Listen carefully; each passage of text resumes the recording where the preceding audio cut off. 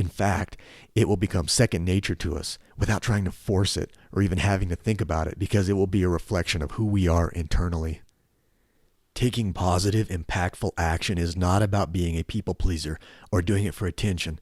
Performing quote unquote good deeds to please others or to show off and garner praise also stems from an inner place of doubting our own value.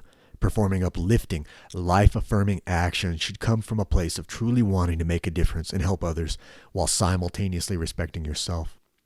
One of my favorite lines from the book Way of the Peaceful Warrior by Dan Millman states, "A peaceful warrior acts, only a fool reacts."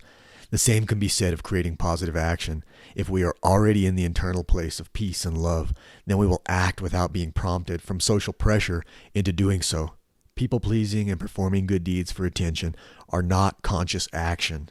They're an unconscious reaction propelled by the fear of not fitting in or not feeling worthy of the attention we hope to gain from those we are trying to please. The same can be said of performing a negative or vengeful, detrimental deed. It's not an action, but a reaction from a very fearful place. As I speak of making a positive impact, I'm not necessarily referring to huge gestures. They can be extremely small, yet extremely effective. Just as something as seemingly minuscule as throwing the finger can negatively impact others in a big way, a smile, a wave, a pat on the back, or a kind, sincere word can have a pronounced beneficial impact on the life of the recipient and the lives of those he or she comes into contact with. Imagine the sort of change we would see if each of us received and passed on that type of interaction with everyone on a daily basis. Most people think it's ridiculous to assume each one of us can actually change the world through caring, uplifting gestures, both big and small. I'll say this, it takes just as much, if not less, physical effort to generate a beneficial act as it does to carry out an action full of anger or hate. The amount of effort required is not what's preventing us from completely shifting the current world paradigm at the grand scale, nor is the change slow in coming because we are pinned down by a lack of sufficient supplies. Everything we need to accomplish this goal already exists in abundant quantity, be it material items or our own kind words.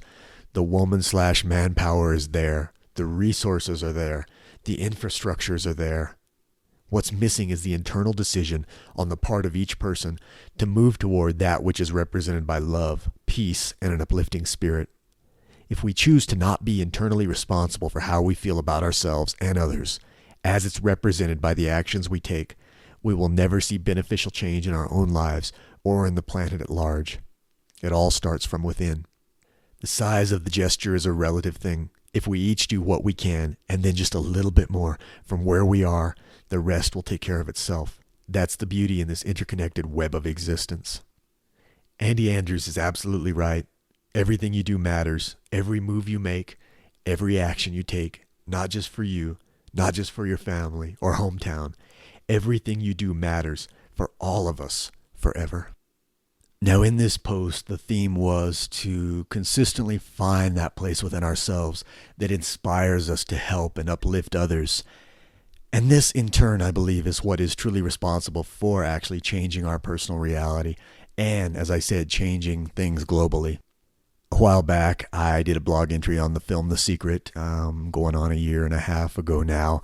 And, films like that have been really impactful and been important, I think, pieces of the puzzle for people to come around to understanding consciousness and how much our thoughts and our emotions play into our reality.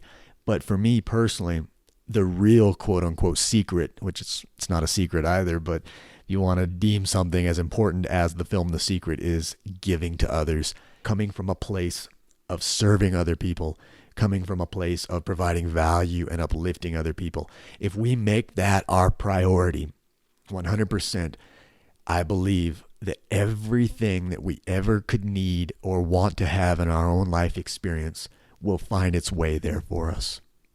If you find what you're passionate about in life, find a way for what you're passionate about to provide value to others, to serve others in whatever way that means. Stay consistent in doing so. You're going to be extremely successful straight across the board. There's no way you can be a failure. And there's no such thing as failing anyway, again, as long as you're continuing to help other people. But there's no way you will not be successful in your life experience. I honestly, to my core, believe that the universe will provide everything that you need as long as you are working internally, loving yourself, being peaceful, coming from a place of wanting something not only better for yourself, but all of those around you. And then you take the action to make that so, and so it is. Absolutely, so it is. I hope you enjoyed this episode. Don't forget, if you ever want to get in touch with me, you can reach me at windofthesoul@yahoo.com. And for more blog post entries and podcasts, don't forget to visit windofthesoul.com. Till next time, take care of yourself and have a great week.